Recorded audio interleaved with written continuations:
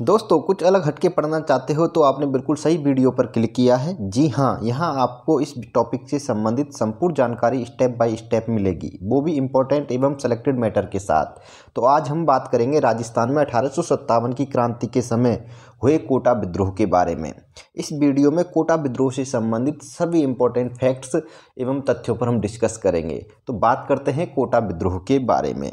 तो देखिए दोस्तों, कोटा विद्रोह के बारे में पढ़ने से पहले मैं कोटा विद्रोह से संबंधित कुछ इम्पोर्टेंट क्वेश्चंस के बारे में डिस्कस कर लेता हूं आपसे। फिर उसके बाद में हम कोटा विद्रोह के सभी तथ्यों पर धीरे स्टेप बाय स्टेप क्या करेंगे, डिस्कस करेंगे। तो सबसे जो हमारा पहला प्रश्न ये है कि 1857 के स्वतंत्रता संग्राम में सर्वाधिक भीषण एवं व्यापक विद्रोह किस रियासत में हुआ था। राजस्थान के परिप्रेक्ष्य में बात हो रही है 1857 की क्रांति के बारे में।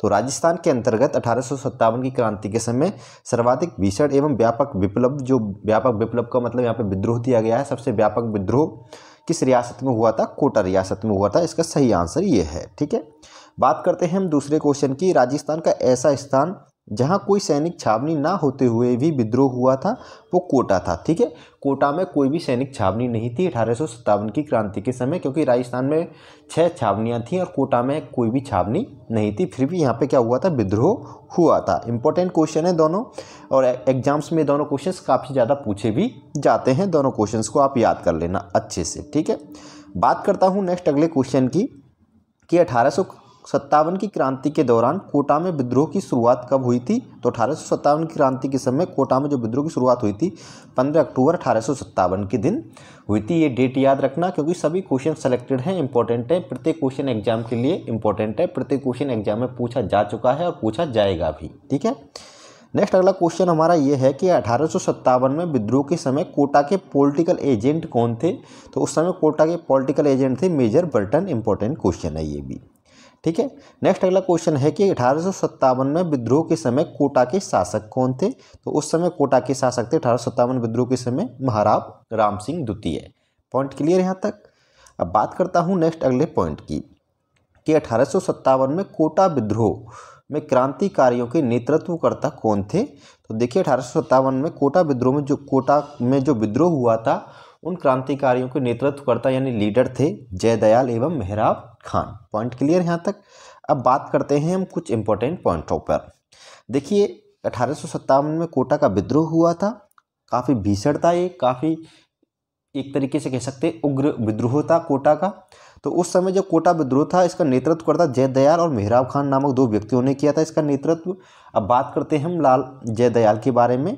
जयदयाल का पूरा नाम लाला जयदयाल भटनागर था और इनका जन्म भरतपुर रियासत की कामा में हुआ था। यानी याद रखना, इनके जन्म स्थान को एक बार पूछा जा चुका है RSMS बोर्ड के द्वारा कि जयदयाल का जन्म स्थान क्या था? कामा था। और किस रियासत में पड़ता था? ये उस समय भरतपुर रियासत में है। वर्तमान में ये भरतपुर का एक ब्लॉक है कामा, इसमें इनका क्या हुआ था? जन्म हुआ था। और जयदयाल उस समय क्या थे? कोटा महाराज के दरबार में कौन थे? वकील थे। ये बात याद रखनी है।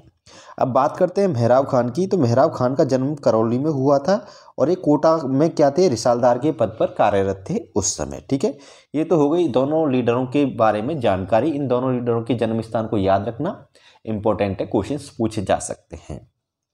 अब बात करता हूँ नेक्स्ट अगले पॉइंट की कि अब कोटा विद्रोह से संबंधित सभी तथ्यों पर डिस्कस कर लेते हैं। तो स्टेप बाय स्टेप समझिएगा कि कोटा में जयदयाल, हरदयाल एवं मेहराब खान लोगों में क्या कर रहे थे? क्रांति की भावनाएं भर रहे थे और उन्होंने 15 अक्टूबर 1857 को क्रांति का बिगुल बजा दिया। तो ये डेट मैंने पहले भी डिस्कस कर ली है आपसे कि कोटा में विद्रोह किस तारीख को हुआ था? 15 अक्टूबर 1857 को हुआ था। Point clear. इस विद्रोह में मेजर बर्टन व उसके 2 पुत्र और डॉक्टर सैडलर की क्या कर दी गई? हत्या कर दी गई थी। ये बात याद रखनी है। और मेजर बर्टन का सिर धड़ से अलग करके भाले पर रखकर पूरे कोटा शहर में घुमाया गया था। मेजर बर्टन उस समय कोटा के क्या थे? पॉलिटिकल एजेंट थे और इनका सर काट दिया गया क्रांतिकारियों के द्वारा और भाले पर रखकर पूरे शहर में उसको घुमाया गया था। ये पॉइंट एग्जाम में कई बार पूछा भी गया है, इंपॉर्टेंट है। ठीक है, कई बार ये भी पूछा गया है कि डॉक्टर सैडलर और मेजर बर्टन की हत्या किस विद्रोह में हुई थी? कोटा विद्रोह में हुई थी। क्लियर। अब बात करता हूँ नेक्स्ट अगले पॉइंट में कि फिर क्या क्या कि फिर उसके बाद में क्रांतिकारियों ने कोटा के जो महाराव थे राम सिंह द्वितीय, उनको नज़रबंद कर दिया और तोपों पर क्या कर लिया? अपना अधिकार कर लिया था। अब बात आती है नेक्स्ट अगले पॉइंट की कि जनवरी 1858 में करौली के महारावल थे उस समय मदन सिंह, ये क्वेश्चंस पूछे जाते हैं कि 1857 की क्रांति के समय कोटा के शासक कौन थे, करौली के शासक कौन थे, मेवाड़ के शासक कौन थे, जोधपुर के शासक कौन थे। इन सभी शासकों की आप एक लिस्ट बना लीजिएगा और उस लिस्ट में सभी शासकों को एक साथ याद रखिएगा। Clear point.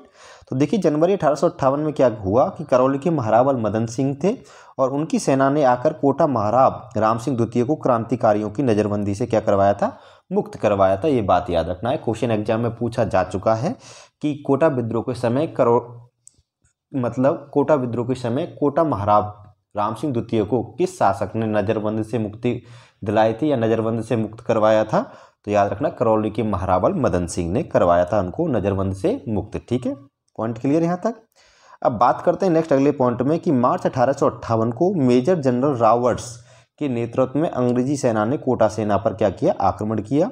याद रखना है मेजर जनरल रॉबर्ट्स का नाम आपको याद रखना है। 30 मार्च 1858 को कोटा पर अंग्रेजी सेना का पुनः अधिकार हो गया। तो याद रखना कि कोटा विद्रोह के बाद कोटा पर पुनः अधिकार किस अंग्रेजी सेनापति के नेतृत्व में हुआ था। तो याद रखना मेजर जनरल रॉबर्ट्स के नेतृत्व में हुआ था। और कब हुआ था, 30 मार्च 1858 को हुआ था।